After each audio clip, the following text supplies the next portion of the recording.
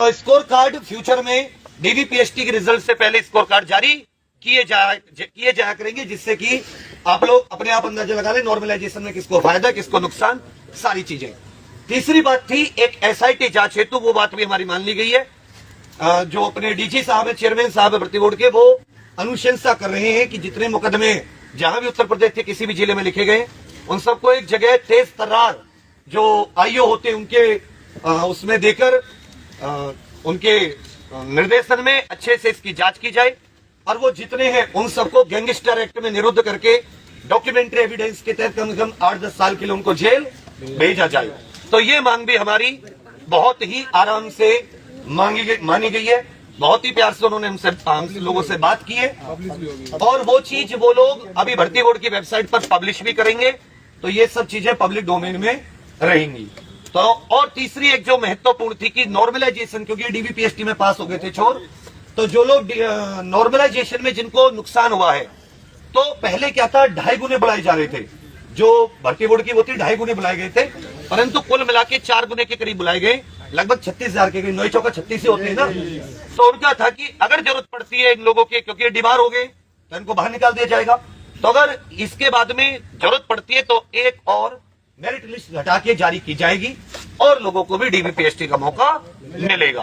तो लगभग हमारी जितनी मांग थी वो सारी मांग भर्ती बोर्ड ने बहुत ही ईमानदारी से पूरा एविडेंस लेके एक चीज को चेक करके, एक हमारी मांग थी एनएससीआईटी पर आगे से कोई भविष्य में उस पर एग्जाम ना कराने की और उसकी अच्छे से जांच पड़ताल कि कैसे मतलब 2017 में जो स्पेक्स और खामी पाई गई थी वो कैसे अब मतलब दूर हो। तो ये भी मांग मानी गई है कि जो एनएससीआईटी की बिल्कुल कंप्लीट जांच की जाएगी, वो भारत सरकार कंपनी है, फिर भी उसकी बिल्कुल अच्छे से जांच करके और उस पर भी कानूनी फैसला लिया जाएगा। तो ये बात भी हमारी बहुत अच्छे से मानी गई है। अब बात आ जाती है कि आप लोग, ये सच की लड़ाई थी, आप लोग भूखे प्यासे रह के दूरों से किसी के पास आने जाने के पैसे नहीं होंगे, फिर भी आप लोग आए। आप लोगों ने हमेशा ऐसे ही अपने अंदर सच की जो एक ईमानदारी की लौ है वो जलाई रहिएगा बहुत सारे, और इसी तरीके से हमेशा जब भी कहीं गलत की मांग उठे, गलत की कहीं ऐसा लगे कि आपको, तो उसकी आवाज हमेशा आप लोग उठाए रखिएगा और जहां भी हमें लगेगा कि आप लोगों के साथ गलत है, जीवन भर आपकी उम्मीदों पर खड़ा उतरते रहेंगे।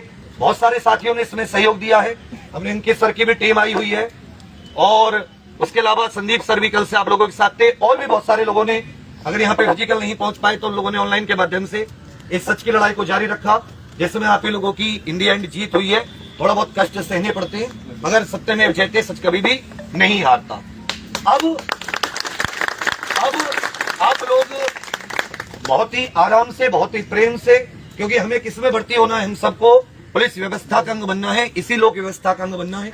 तो हमसे कोई भी ऐसी भूल से भी कोई ऐसी चीज ना हो कि हम लोक व्यवस्था में किसी प्रकार की अड़चन या कोई भी लोक व्यवस्था में हम किसी भी प्रकार की मतलब अराजक, सब ग्रेजुएट है अधिकतर, हम लोग स्नातक है, पढ़े लिखे, हम लोग बहुत प्यार से यहां से निकलेंगे और अपने अपने गंतव्य स्थानों पर हम लोग रवाना हो जाएंगे बिना किसी शोर शराबे और बिना किसी हम लोग कोई भी गड़बड़ बीच में किए हुए। और खैर चलो कोई बात नहीं, अनशन तो हम बाद में तोड़ देंगे, पर आप सामने तोड़ेंगे। नहीं कोई बात नहीं, आवाज वो इतना प्लान नहीं किया था कि अनशन कहाँ तोड़ा जाएगा। बशर्ते आप लोगों में से सर कोई बात अगर आपको कहनी हो किसी को, तो हमेशा मेहनत। एक और लास्ट बात, एक लास्ट बात और कि आप लोगों को अगर कोई भी भर्ती में पैसे देने की बात करता है या कोई भी किसी प्रकार की ऐसी, तो आप यूपी पुलिस की जो नंबर है वहां पर डीजीपी या भर्ती बोर्ड के नंबरों पे या जो अपने भ्रष्टाचार के लिए जो नंबर्स हैं उन पर आप तुरंत और कभी भी भूल से भी कोई व्यक्ति पैसे से कार्य किसी भी भर्ती परीक्षा में कोशिश मत कीजिएगा। आप लोग पकड़े जाओगे, हो सकता है 1 महीने बाद पकड़े जाएं, लेकिन ये गारंटी है, भर्ती मतलब जो सिस्टम है वो आपको पकड़ लेगा, चाहे आप सॉल्वर बिठाएं, चाहे आप स्क्रीन शेयरिंग करके बिठाएं या आप किसी अन्य तरीके से नकल करेंगे, आप पक्के पकड़े जाएंगे और 8-9 साल के लिए पूरे परिवार की जिंदगी आप लोग खराब कर देंगे। तो मेरी बात आप लोगों को समझ आ रही है? भैया यहाँ पे कुछ सवाल करना चाह रहे हैं।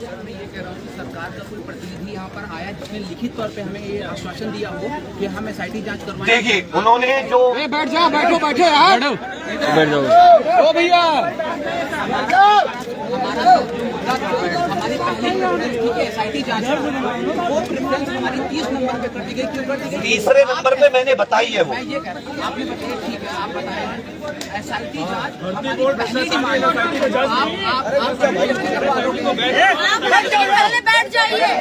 भैया आप हमें आज दिखाई दे रहे हैं, 4 दिनों से इसी चीज पे बात कर रहे हैं। मेरी बात तो सुन लो आप लोग।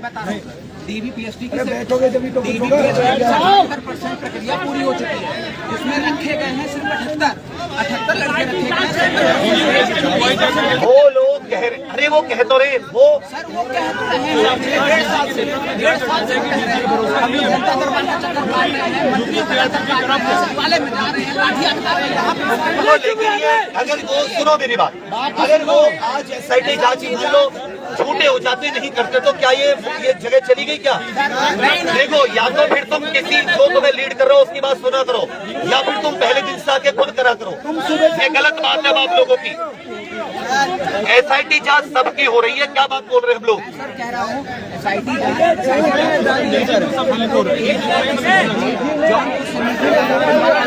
SIT